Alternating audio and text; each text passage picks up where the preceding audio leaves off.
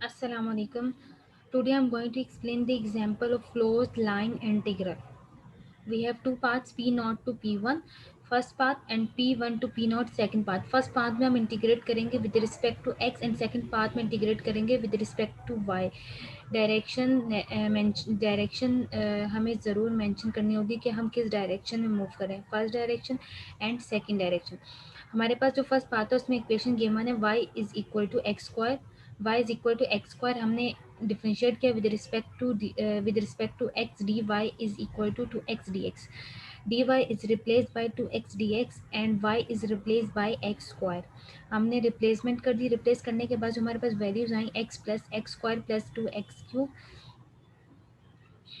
Cube d x integrate किया x square divide by 2 plus x cube divide by 3 प्लस 2x4 divide by 4. हमने limits put की 0 to 1. हमने limits कैसे find out की? Limits हम ऐसे फाइंड आउट कर रहे हैं, हमारे पास y is equal to x square है.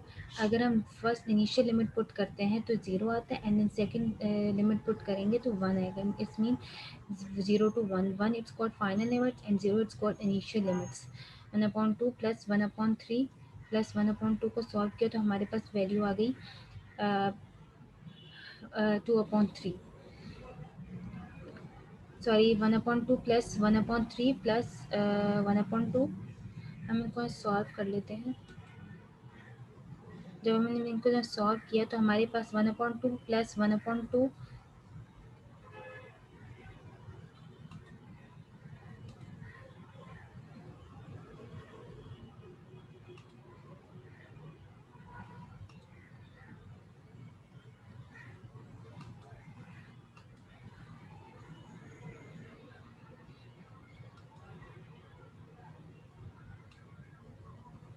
1.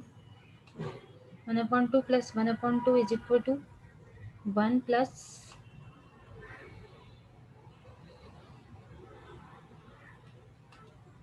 1 प्लस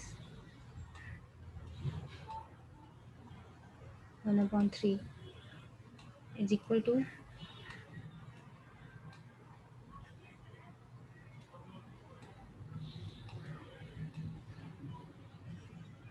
4/3. हमारे पास वैल्यू आ गई. हमारे पास वैल्यू आ गई 4/3. अब हम सेकंड पाथ की बात करते हैं. P1 to P0 1 1 2 0 0. तो हम जब सेकंड पाथ को हम किसके इंटीग्रेट करेंगे विद रिस्पेक्ट टू y. तो सेम थिंग हम यहाँ भी वही काम करेंगे. x is equal to y square d x divide by d y is equal to d y. D x is equal to 2y d y. लेकिन हम जब इंटीग्रेट करेंगे विद रिस्पेक्ट टू y तो हमारे पास जो लिमिट होगी 1 to 0. Because हमारे पास जो लिमिट जा रही है 1 to 0. 1 is called initial limits and 0 is called final limits. And dr, what is dr? dr is called position vector with respect to time को हमने इंटीग्रेट किया तो it is called dr. a it's called the vector dot dr. r is called the position vector. r with respect to derivate करेंगे time तो dr. dr is equal to dx and dy. x is replaced by y square. x is replaced by y square. हमने solution किया, हमारे पास values हैं 2y³ minus y square plus y. Integrate किया तो हमारे पास वैल्यू है 2y4 divide by 4 minus y की power 3 divide by 3 plus y square divide by 2. 1 to 0 हमारी लिमिट्स होगी. हमने लिमिट्स पुट की 0 माइनस तो हमारे पास वैल्यू होगी -2/3. अब हम बात करते हैं टोटल वर्क डन की. टोटल वर्क डन हमारे पास क्या P0 to P1 and P1 to P0. A1 dot d r plus A2 dot d r. हमारे पास first path and second path को हमने ऐड किया तो हमारे पास वैल्यू आ गई 2/3. अब हम बात करते हैं कंजर्वेटिव वेक्टर फील्ड की. What is conservative vector field? It's called the path independent vector field. It's only depend on the end points of curve C. The integral is independent of the path that C takes going from starting point to ending point. जो हम integrate करेंगे वो path independent होगा जो कि depend करता होगा C takes going from starting point to end points. It's called path independent. It is called conservative vector field.